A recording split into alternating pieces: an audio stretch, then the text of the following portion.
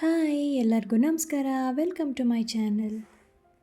ಇವತ್ತಿನ ರೆಸಿಪಿ ಏನು ಗೊತ್ತಾ? ಪೈನಾಪಲ್ ಶೀರಾ. ಒಂದು ಪಾತ್ರೆಗೆ 2 ಟೇಬಲ್ ಸ್ಪೂನ್ ತುಪ್ಪ ಹಾಕಿ ದ್ರಾಕ್ಷಿ ಗೋಡಂಬಿನ ತುಪ್ಪದಲ್ಲೇ ಚೆನ್ನಾಗಿ ಹುರ್ಕೊಳ್ಳಿ. ಜಾಸ್ತಿ ಹೊತ್ತು ಹುರ್ಕೊಳ್ಳೋ ಅವಶ್ಯಕತೆ ಇಲ್ಲ, ಸ್ವಲ್ಪ ಕಲರ್ ಚೇಂಜ್ ಆಗೋ ತನಕ ಹುರ್ಕೊಂಡ್ರೆ ಸಾಕು.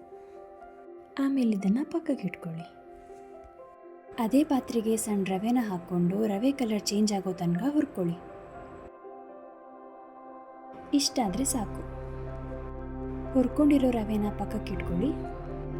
ಸೇಮ್ ಪಾತ್ರೆಗೆ 2 ಟೇಬಲ್ ಸ್ಪೂನ್ ತುಪ್ಪ ಹಾಕ್ಕೊಂಡು ತುಪ್ಪದಲ್ಲೇ ಪೈನಾಪಲ್ ಪೀಸ್ನ ಹಾಕ್ಕೊಂಡು ಚೆನ್ನಾಗಿ ಹುರ್ಕೊಳ್ಳಿ.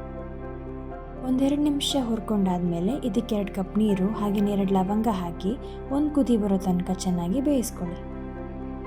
1 ಕಪ್ ರವೆಗೆ 2 ಕಪ್ ನೀರು ಹಾಕ್ಕೊಂಡ್ರೆ ಶೀರಾ ಉದುರುದ್ರಾಗಿರುತ್ತೆ. ಇವಾಗ ಹುರ್ಕೊಂಡಿರೋ ರವೆನ ಹಾಕ್ಕೊಂಡು ಗಂಟು ಬರದೇ ಇರೋ ಥರ ಮಿಕ್ಸ್ ಮಾಡ್ಕೊಳ್ಳಿ. ಇವಾಗ 1 ಕಪ್ ಸಕ್ಕರೆನ ಹಾಕ್ಕೊಂಡು ಚೆನ್ನಾಗಿ ಮಿಕ್ಸ್ ಮಾಡ್ಕೊಳ್ಳಿ. ಶೀರಾಗೆ ಒಳ್ಳೆ ಕಲರ್ ಬರೋಕ್ಕೆ ಅರಿಶಿಣದ ಪೌಡರನ್ನು ಹಾಕ್ಕೊಳ್ಳಿ. ಕೆಲವರು ಕಲರ್ ಪೌಡರನ್ನು ಹಾಕ್ಕೋತಾರೆ. ಆದಷ್ಟು ನೈಸರ್ಗಿಕವಾಗಿ ಸಿಗೋ ವಸ್ತುಗಳನ್ನು ಬಳಸ್ಕೊಂಡ್ರೆ ದೇಹಕ್ಕೂ ತುಂಬಾ ಒಳ್ಳೆಯದು. ಅರಿಶಿಣದ ಪೌಡರ್ ಹಾಕೋದ್ರಿಂದ ರುಚಿಯಲ್ಲಿ ಯಾವುದೇ ವ್ಯತ್ಯಾಸ ಇರಲ್ಲ. ಸಕ್ಕರೆ ಎಲ್ಲ ಕರಗಿ ಶೀರಾ ಗಟ್ಟಿಯಾಗೋ ತನಕ ಇದನ್ನು ಹುರ್ಕೊಂಡ್ರೆ ಸಾಕು. ಸ್ಟವ್ ಆಫ್ ಮಾಡಿ ಇದಕ್ಕೆ ಹುರ್ಕೊಂಡಿರೋ ದ್ರಾಕ್ಷಿ ಗೋಡಂಬಿ ಹಾಗೆಯೇ ಸ್ವಲ್ಪ ಏಲಕ್ಕಿ ಪೌಡರ್ ಹಾಕ್ಕೊಂಡ್ರೆ ಪೈನಾಪಲ್ ಶೀರಾ ರೆಡಿ ಆಗುತ್ತೆ. ಸೂಪರ್. ಹಾಗೆಯೇ ಸಖತ್ ಟೇಸ್ಟಿಯಾಗಿರೋ ಈ ಪೈನಾಪಲ್ ಶೀರಾನ ಬಿಸಿ ಬಿಸಿ ತಿಂತಾ ಇದ್ದರೆ ತುಂಬಾ ಚೆನ್ನಾಗಿರುತ್ತೆ.